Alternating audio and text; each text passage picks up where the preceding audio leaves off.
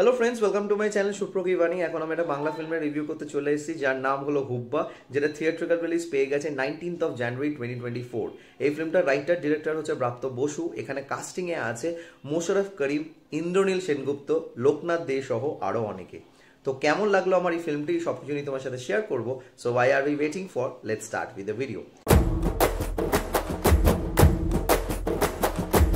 ফিল্মটার duration হচ্ছে 2 ঘন্টা 15 মিনিটের কাছাকাছি। This film is based on the life of Bimal Mondal উর্ফ হুব্বা, যে কিন্তু একজন ইনফেমাস ডন ছিল, বা বলা যেতে পারে হুগলি চত্বরের দাউদ, যে শ্রীরামপুর, রিষড়া অ্যান্ড কোন্নগর চত্বরে কিন্তু একটা র্যাকেট ঘুরিয়ে ফেলতো, এবং তার কথাই কিন্তু এই 3টে এলাকা একদম কাঁপতো।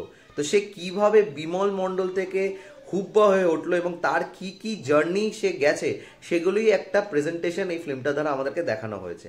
তো এই বিমল মন্ডল বা হুব্বার চরিত্রে আমরা দেখতে পাচ্ছি মোশাররফ করিমকে, আর একজন পুলিশ অফিসারের রোলে দেখতে পাচ্ছি আমরা ইন্দ্রনীল সেনগুপ্তকে, যে তাকে খুঁজে বেড়াচ্ছে। তো আলটিমেটলি সে যখন তাকে খুঁজে পায়, তার মুখ থেকে সে জানতে পারে তার লাইফটা কিরকম ছিল, ছোটবেলা থেকে সে আস্তে আস্তে কিভাবে এইরকম একটা জায়গায় আসে, এবং সেখানে আসতে গিয়ে কতজনকে খুন করে বা কত কিছুর মাধ্যম দিয়ে যায়, সে সবকিছু আমাদের কাছে একটা ড্রামাটাইজড ওয়েতে প্রেজেন্ট করা হয়। আর আমার কিন্তু এই ফিল্মটার মধ্যে এই যে ড্রামাটাইজ প্রেজেন্টেশনটা, সেটা কিন্তু ভীষণভাবে মনে ধরেছে। আর মোশাররফ করিমের যে অভিনয়, মানে জাস্ট তাক লাগিয়ে দেবে, মানে তার এক একটা অ্যাকসেন্ট এবং যেইভাবে সে কথাবার্তাটা ফ্লো দেয়, এই ফিল্মটার মধ্যে ভর্তি আছে খিস্তি খামারি। তো এই ফিল্মটা দেখতে বসে কিন্তু অবশ্যই মা বাবা বা ফ্যামিলির সাথে দেখার মতো সিনেমাটা একদমই নয়। এবং এই ফিল্মটাকে যেভাবে প্রজেক্ট করা হয়েছে, ইট ইজ কেপ্ট ভেরি র, এবং ওর যে চরিত্র, সেই চরিত্রটার এসেন্সটা মোশাররফ করিম একদম দুর্দান্তভাবে ফুটিয়ে তুলেছে স্ক্রিনের মধ্যে। ইনফ্যাক্ট শুধু মোশাররফ করিম নয়, মোশাররফ করিম যে চরিত্র প্লে করছে, তার দুটো এজ দেখানো হয়েছে, একটা ছোটবেলা এবং একটা ইয়াং অ্যাডাল্টহুড। সেই দুটো চরিত্রতেও যারা আছে, তারাও কিন্তু খুব সুন্দরভাবে নিজের রোলটাকে দেখিয়েছে। এখানে তার ওয়াইফের চরিত্রে দুজন ব্যক্তিকে দেখানো হয়েছে, তাপসী অ্যান্ড মিতালি, যেই চরিত্র দুটো কিন্তু নিজের নিজের পোর্শন খুব সুন্দরভাবে রেখেছে। এখানে একটা ছোট্ট পার্টের জন্য কাঞ্চন মল্লিক আছে, যে কাঞ্চন মল্লিকের পুরো পোর্শনটা আমার কিন্তু দেখতে ভীষণ মজা লেগেছে, এবং সেটা যেইভাবে আসে ফিল্মটার মধ্যে, সেটা তোমাদের ভালো লাগবে। এই ফিল্মটার সিনেমাটোগ্রাফিটা ভীষণ ভালো, খুব অন্যরকম ওয়েতে সিনসগুলোকে স্টেজ করা হয়েছে, এবং কিছু কিছু ড্রোন শট সিনসগুলো দেখতে কিন্তু খুব ভালো লেগেছে।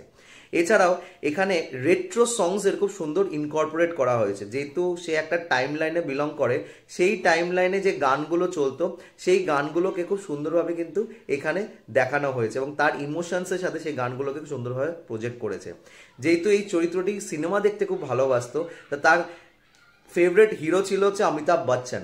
তো অমিতাভ বচ্চনের প্রচুর ডায়লগস এবং প্রচুর জিনিসপত্র কিন্তু আমাদের এখানে দেখানো হচ্ছে তার মাধ্যম দিয়ে, যেটা কিন্তু দেখতে বেশ ভালো লেগেছে। তো ওভারঅল একটা পারফরমেন্স ওরিয়েন্টেড ফিল্ম, এবং এখানে হয়তো এনজয় করার মতো হচ্ছে সংলাপটাই আছে, যেটা প্রচণ্ডভাবে তোমাদেরকে একটা টিকলিং এফেক্ট দেবে। অ্যান্ড যেইভাবে গল্পটাকে এগিয়ে নিয়ে যায় এবং এন্ডটা দেখায়, সেখান থেকে বোঝা যায় যে ঘর শত্রু বিভীষণ থাকলে কিন্তু একটা এত বড় মাপের লোকের পতন হতে পারে, না হলে কিন্তু এই লোকটার এরকম হাল কোনোদিন হতো না।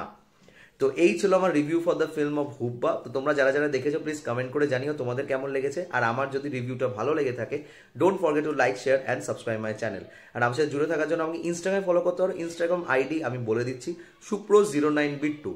I repeat, supro09bit2। তোমরা গিয়ে সেখানে আমাকে ফলো করে নিতে পারো। Till then, stay tuned.